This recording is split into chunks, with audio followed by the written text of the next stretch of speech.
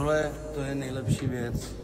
Hned po čerstvě posečené trávě a vypítím prvního piva po fyzické.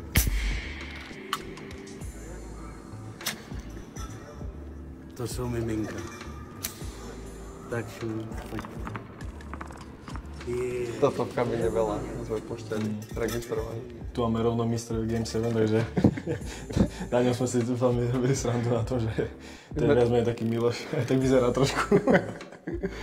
Sme si tak puky hádzaní na lade. Pár dní, keď boli oslavy, tak vtedy podľa mňa sa najviac smialo na týchto mimečkách.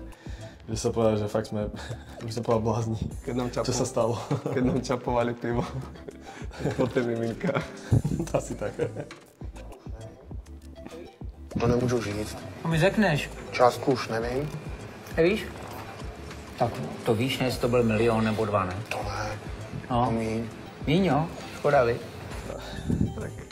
Sumu sa už nedozvieme. To vie určite len Marian. To je pokladník.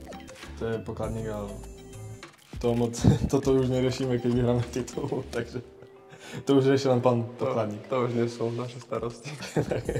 My prídeme, dáme si a ideme preč. My robíme škody. Neviem, jak ty, ale napríklad ja už ak bolo tých predĺžení veľa, tak už ani som to nevnímal. Sme sa bavili, či s tebou, že strašne rýchlo nám to uteklo, na to koľko je hodín. Ja som si potom až uvedomil na mobile, že vlastne 7 hodín, že sme, či bolo 8, či tak nejak, že sme 7 hodín hrali, že to je proste na hlavu, ale človek to ja asi si myslím, že toto vystihuje ľudí, ktorí organizovali florbalový zápas ďalší deň.